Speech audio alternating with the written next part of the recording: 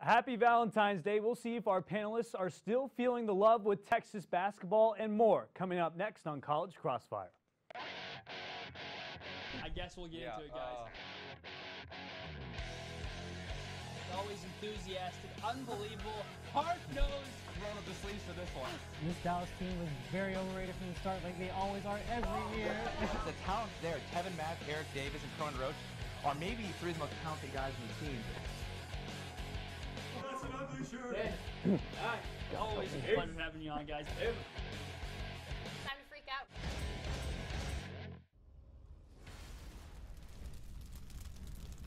Good evening and happy Valentine's Day. Welcome into College Crossfire. I'm your host, Mark Skol Jr. Glad to have you with us tonight. Let's go ahead and meet tonight's panel. Mr. Popular on the UT campus, Ariea Bastami. Great to have you on tonight.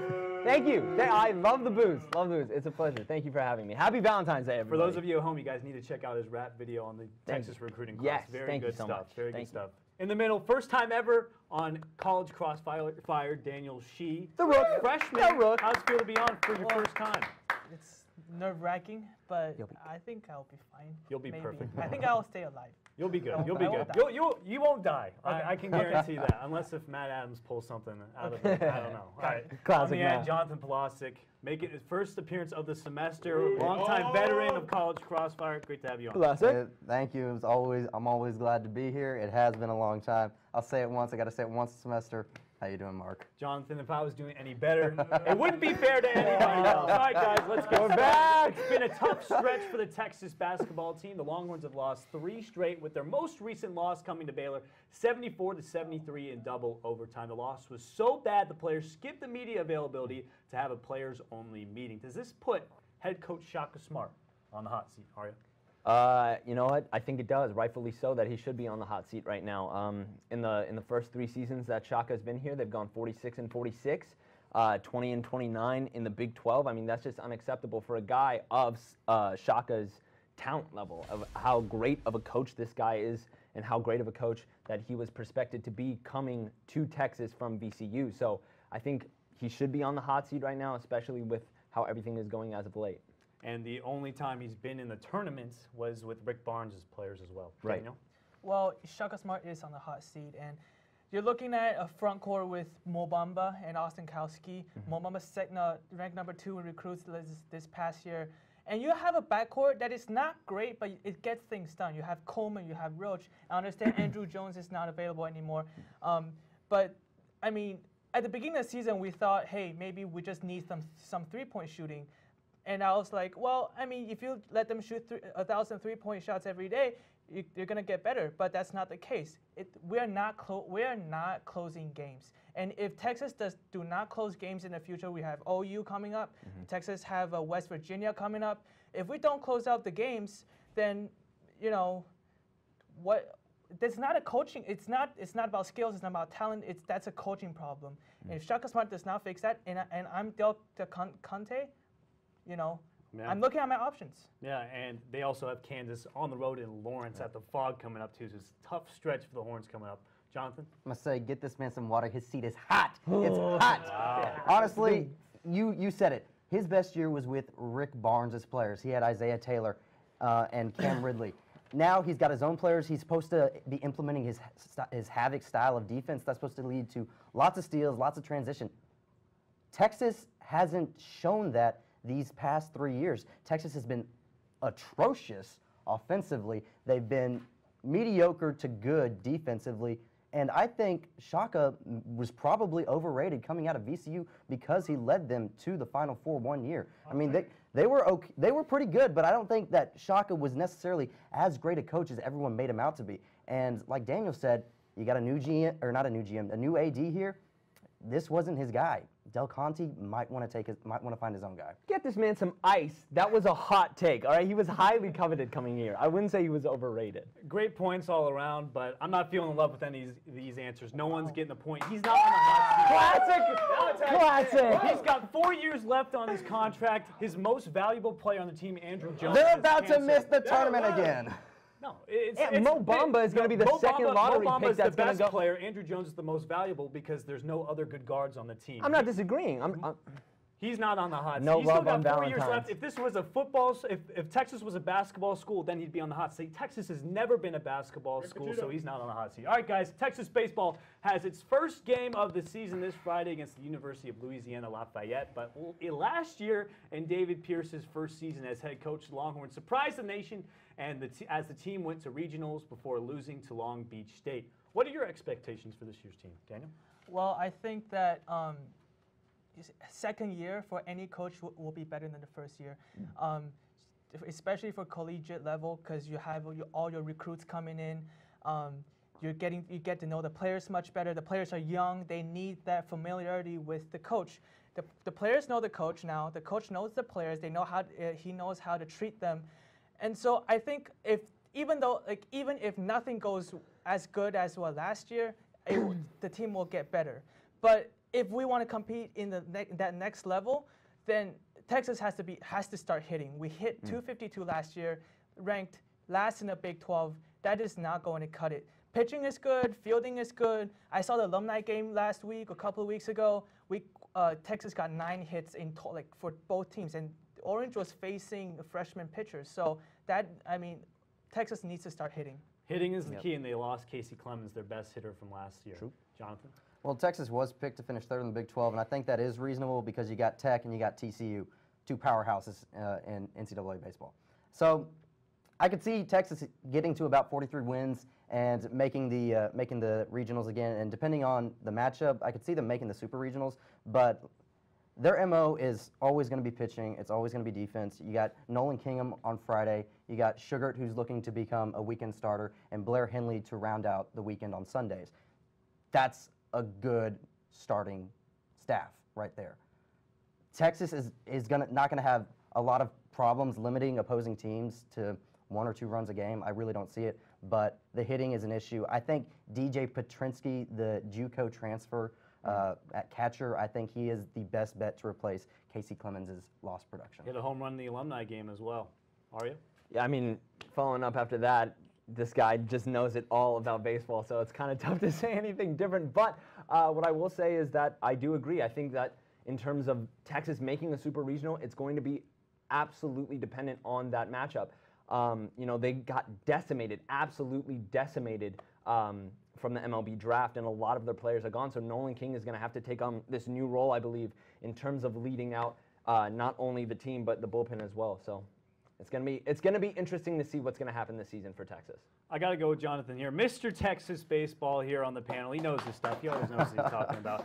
It'll be tough though. See LSU matchup coming. I'm excited for that. That's going to be a fun one. That's going to be a good one. All right, guys. Moving on. The Texas women's basketball team is red hot. The Longhorns are coming off of 6 straight wins, but next week they have a big task: the Baylor Bears. Of course, earlier this season, Texas lost to Baylor 81-56 in Waco. But next week's game is in Austin at the Frank Irwin Center. What do the Longhorns need to do this time around to come on top with the victory? Jonathan? Texas simply needs to be more physical. I mean, the more physical you are with Baylor, the more you run up and down the court in transition, the more you can wear them out, because Baylor is a strong, tough team. Like, there's no getting around it. Baylor is, I believe, the best team in the Big 12, and they have been for the past few years. Ariel Atkins and Brooke McCarty, they need to be aggressive from the outset, and they need to attack the basket at will and then pass out to the shooters. And then you need players like Jatari White and Joyner Holmes to crash the glass, get those rebounds, be physical, and get those 50-50 balls. I mean, those plays are the ones that are going to determine whether or not Texas wins or loses against Baylor. It's going to be an interesting one, to say the least. They still have a game on Saturday, but it seems like Kim Mulkey always has the Longhorns' number. Ariea? I'm going to say this. Put the sizzler on, boys. It's a little bit of a hot take, but not really, because I believe LaShawn Higgs is going to be the X factor for the Longhorns against Baylor. In Big 12 conference play, LaShawn Higgs has gotten 20 points per game on average, 66% on shooting. That's ridiculous for a player that, outside of conference play doesn't play as well. So when you've got a game like the Baylor Bears. It's very good to have a player who's great in conference play. I'm saying this very calm, even though it's a super hot take. I think LaShawn Higgs goes for 30. 30 on 60% shooting. Wow, that is a hot take. 30 She's points, doing it. 30 points exactly? 30 on the dot. Wow. I'm gonna hold you hot to it. take. Happy Valentine's Day. Daniel? Well, it all depends on Audrey Caron-Gaudreau's injury status. She is an important part of the front court for Texas, but she not being out. Last time we saw her, she has a brace on her right arm, and now you got to rely on Joyner Holmes and Jatari White in the front court versus a tremendous Baylor front court team, which is probably one of the best in the nation. Jatari White coming off against Kansas State, not one of her best games this season. Joyner Holmes still figuring out how to play in the front court. She always wanted to be a guard, but now she's playing forward. That's going to be a tough job for this Texas front court to confine the Baylor front court, but that has to be done. Secondly, Brooke McCarty, LaShawn Higgs, Ariel Atkins, they have to play well. Yep. Brooke McCarty shot 5 for 19 at Baylor. LaShawn Higgs 5 for 11. Not good enough. They need to shoot better. I'm going with Daniel here, not just because of Audrey and Gaudreau, but because Brooke McCarty, you mentioned 5 for 19 in the game, only 4 points in the first half against Baylor. She needs to be better. Ariel Atkins needs to be better if they're going to come out with the win. Daniel's getting his first points ever on College Crossfire. All right, awesome stuff, guys. After the break, our panelists will discuss a crazy NBA trade deadline and the Winter Olympics. You don't want to miss it. Ooh. I wasn't going to give Daniel the point till he brought it up.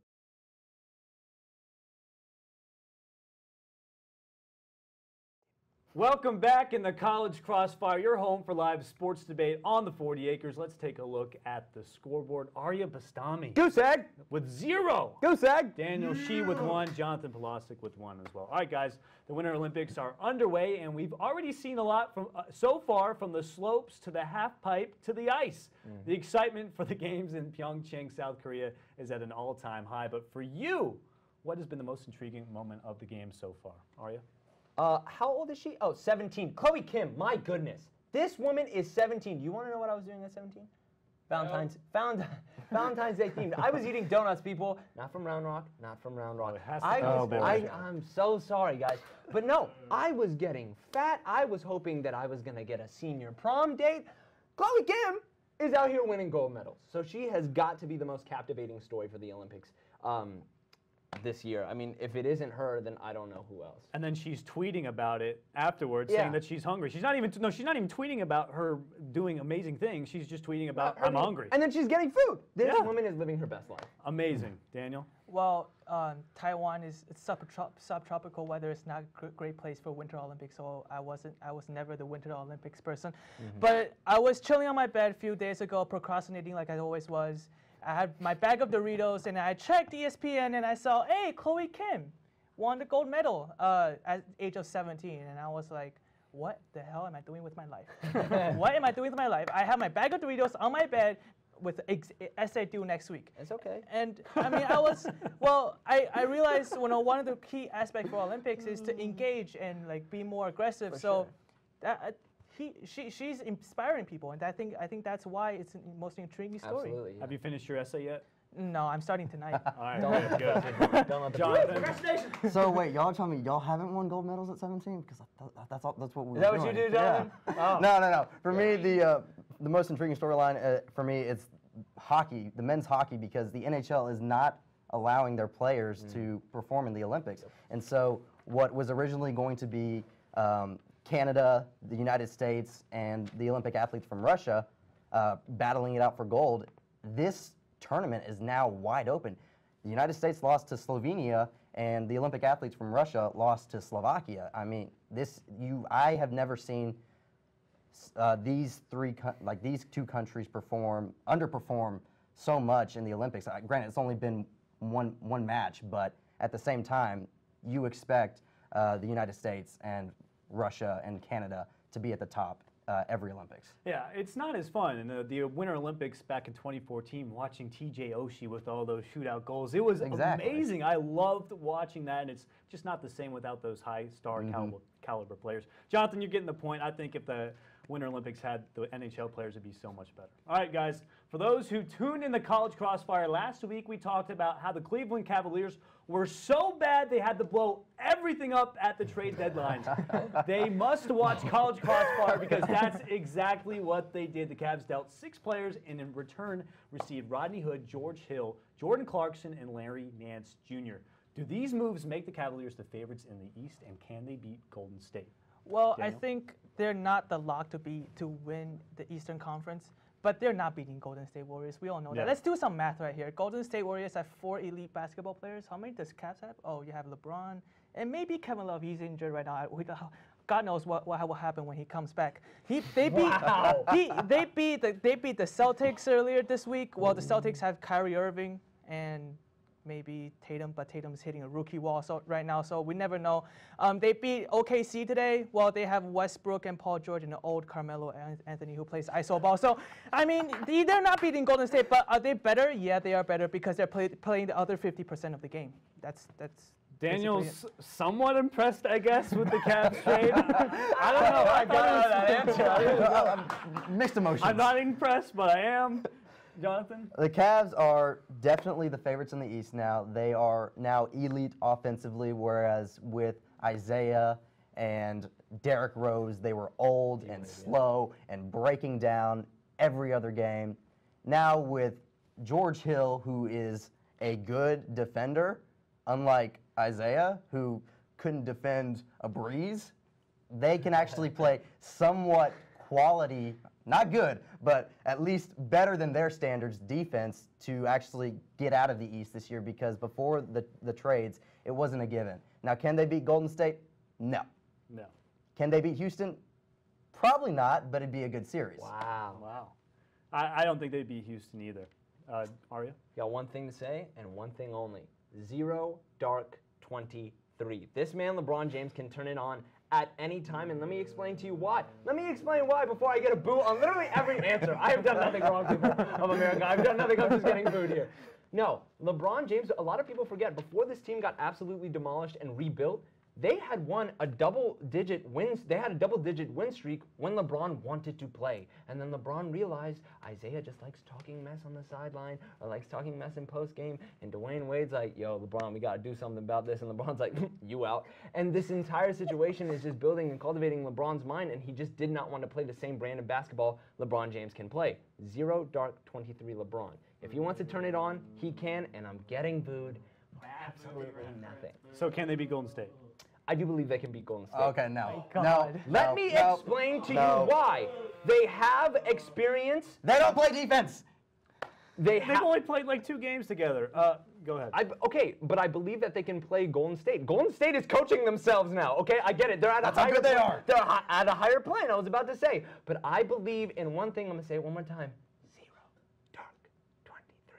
This man LeBron can get it done, and I believe this is gonna be the year he does it with this team. And Ariea Bastami is getting it done. Yeah, let's go! Oh my God! Okay, I'm sorry. Oh, I'm not doing it. I won't do it. I think they're legit now. I don't. Thank you. It'll be tough with Golden State, but it makes it more interesting now than it was before. And I mean, I'd rather see the Cavs in the finals than Toronto, personally. Yeah. Well, that would just be so a would I, sweep. but- So I think Aria's getting the point. All right, guys, moving on. In the baseball world, pitchers and catchers reported today, and the hot stove is finally heating up. Starting pitcher Yu Darvish signed with the Chicago Cubs for 6 years, $126 million over the weekend with incentives to solidify the team's starting rotation. Does this move make the Cubs World Series favorites? And I'm asking Astros World Series champion fan Jonathan Polasek.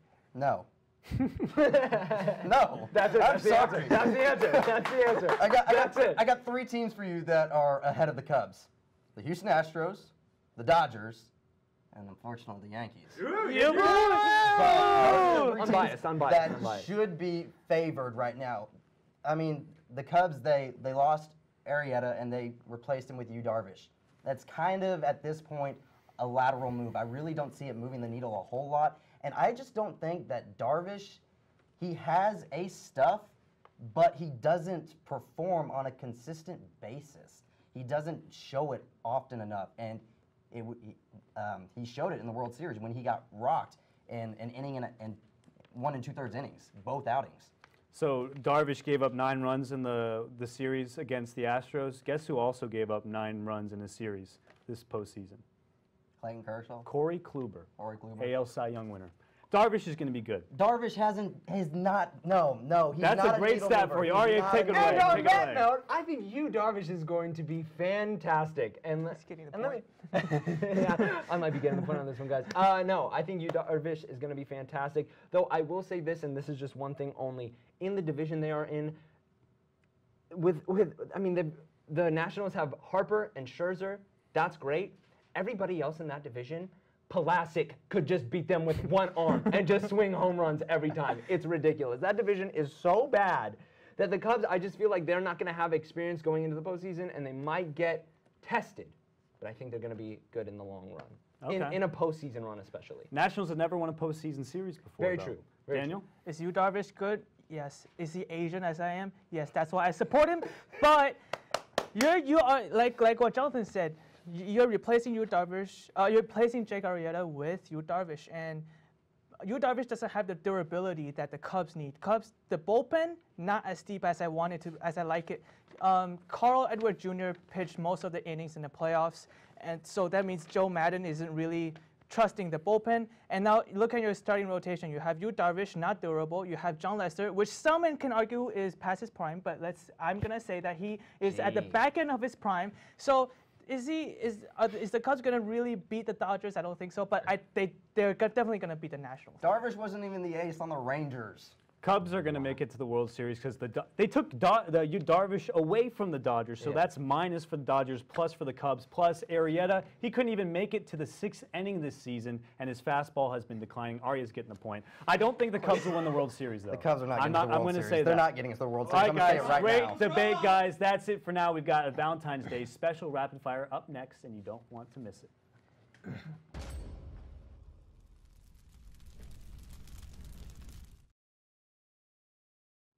Welcome back to College Crossfire. It's heating up in here for some rapid fire for those of you watching at home. Each question in rapid fire is worth 2 points, so anyone can still take home the victory. Let's take a look at the scoreboard. Ariea Bastami, he's got 2. Daniel, she's got 1, and Jonathan Polasek got 2. All right, guys. Valentine's Day is a day to spend with your significant other, and in sports, there are several athletes who have found their love with other superstar athletes. So the question is this: what is the best sports couple? And it's rapid fire, so anyone can jump in.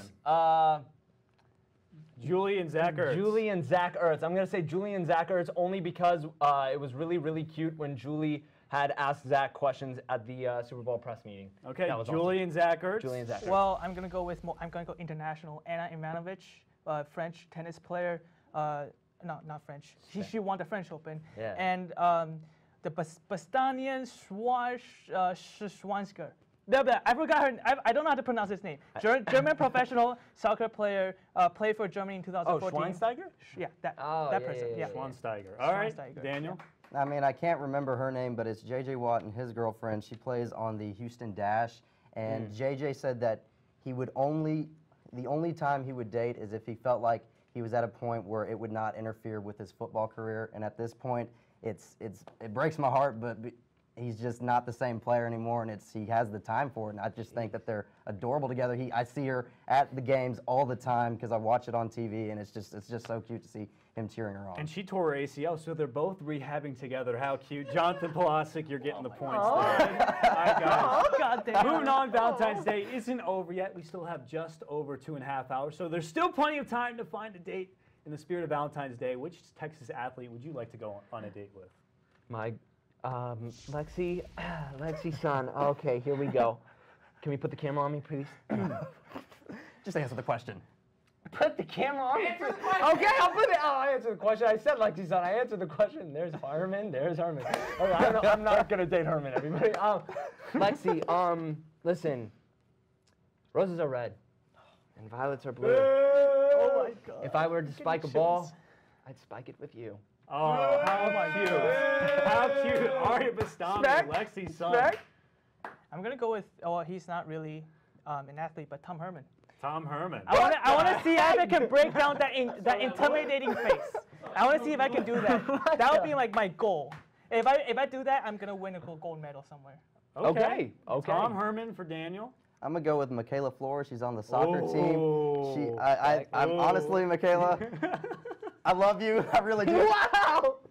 I'm sorry. Like it's just how it is. Michaela, if you're watching this, Please tell me you're not. I hope you're not. is single. Hit him up, but And I would have gone with Lexi, but she's also like really tall.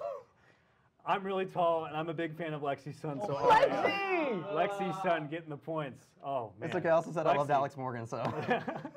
All right, guys. Final rapid fire of the night now in sports.